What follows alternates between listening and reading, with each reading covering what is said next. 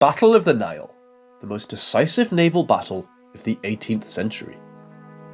From August 1st to 3rd, 1798, a battle was fought that put an end to an extensive naval campaign that Napoleon Bonaparte carried out to remove the British from the French Revolutionary Wars. This event is considered by many historians as the most decisive naval combat of the 18th century. What was the Battle of the Nile like? Let's find out. Background. After defeating several of their belligerents, the French began to plan a coup to defeat the great opponent that separated them from their revolution, Great Britain. Among the cards was the idea of invading Ireland to distract their attention, but the British had total dominion in the waters of the North and the Atlantic Ocean, which frustrated the French plans. But the then General Napoleon Bonaparte proposed to the French Directorate to carry out an invasion of Egypt to avoid directly confronting the British Royal Navy. This move was, in theory, a great strategy, since the French had taken control of the Mediterranean Sea, since the French withdrew their fleet because they had to concentrate their forces on the war that had broken out between the English and Spanish. In addition, the Irish had started their own rebellion against the British, a fact that Bonaparte wanted to take advantage of, to attack British India while the British were concentrating their efforts on stopping the Irish Revolution. French campaign. On May 19, 1798, the French left Toulon to begin their campaign in the Mediterranean Sea. After a brief stop in Genoa to recruit 2 ships with volunteers, they continued their journey to Malta. Upon arrival, the Maltese refused to let the French pass through La Valletta, the capital city, so the two sides engaged in a small skirmish. The Maltese surrendered their territory to Bonaparte in exchange for a large economic compensation, so the French took advantage of the port to resupply the ships, and after a week resumed their campaign. To ensure his dominion over the islands, Bonaparte left 4,000 men. British suspicions. Alarmed by the French preparations in the Mediterranean, the British decided to enter again in those waters to investigate the movements of General Bonaparte. For this task, Admiral Horatio Nelson was appointed, who organised a squadron of 3 ships of the line and 3 frigates to gather information on Bonaparte's plans in the Mediterranean Sea. After starting his campaign, Nelson's ship was severely damaged and had to be repaired several times. On June 7th, Admiral Nelson received 11 ships as reinforcements and set out again. To obtain information, the British passed through Naples, where British Ambassador William Hamilton informed them that the French had passed through Sicily and were aiming for Malta. Before resuming his journey, Nelson requested reinforcements from the King of Naples, but the king refused in order to avoid reprisals from the French. British campaign.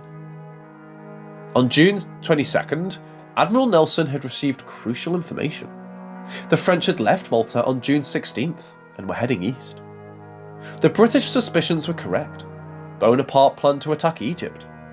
For that reason, the Admiral insisted on taking a direct route to Alexandria and started a route without detours, thinking that the French were about 5 days ahead of him, when in fact, they were only 2 days ahead. In fact, the British fleet was travelling so fast that they overtook the French in the middle of the night, but did not see each other due to thick fog.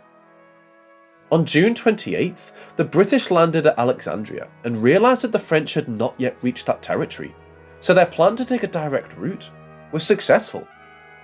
After meeting with the Ottoman commander, Said Khuraim, Nelson steered his fleet north to meet the French at sea. But they beat him by a day and landed at Alexandria on the evening of June 29th. The French storm Alexandria. Knowing Nelson's intentions, Bonaparte wanted to rush the invasion, so he led his army along the coast and landed them in an amphibious operation that cost the lives of 20 soldiers due to poor planning. After storming the city, the French noticed that the harbour of Alexandria was too narrow for the larger ships of the fleet, so they chose the bay of Aboukir to anchor the ships. Pre-battle moments. On July 19th, the British fleet arrived in Sicily to collect supplies. Almost a week later, they set sail for Morea. On July 28th, they finally received news of the French attack on Alexandria, so they sailed south, where they sighted the French transport's fleet on August 1st. Meanwhile, the French captains already sensed the battle that was about to break out, so they discussed battle strategy. After weighing each of their possibilities, they decided to anchor a line of battle in the interior of Aboukir Bay. The French deployed their troops all along the coast, using a fortress equipped with cannons and mortars. In front of this fortress, they anchored bomber ships and gunboats to the rocky shallows of the valley. On the front line, they used the same formation with some variations. At 1500 metres from the shore, there were rocky formations that served to anchor ships of the line to support the vanguard and serve as a defence, in case the British managed to break their ranks. These 13 ships of the line formed an impenetrable barrier that were joined together by thick cables and separated by 150 metres. In the centre of the formation, they placed the 3 largest ships, each loaded with 80 guns. This formation was intended to direct the British attention to the centre, and the vanguard could attack the flanks. Battle. On August 1st, both fleets finally sighted each other in the distance, so each side took place to unleash the terrible battle.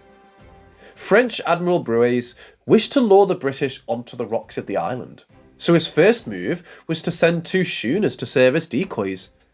Then he wanted to advance some of his ships so that the British would stop the march, but that completely contradicted his initial plan and confused the troops.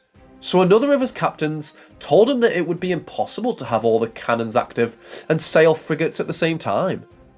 At the same time, Admiral Nelson ordered his fleet to move forward in single file. Brueys noticed a reduction of speed in the British ranks, so he understood that they would wait until the next morning to attack. But this was not the case, and the British began to advance rapidly on the French. After completely ignoring the schooners that Brueys sent as a decoy, the British probed the coast at full speed, trying to get information of what was happening on the shore. At about 6:20, the first ships opened fire as they advanced. In the heat of the battle, the British soon realised that each ship was separated by 150 metres, and that it would be easy to break their ranks if they managed to sink 2 ships together. So the Guerre, one of the largest French ships, received an enormous amount of shells that left it practically destroyed in less than 20 minutes. By 9 PM, the French vanguard had already been assaulted and captured by the British.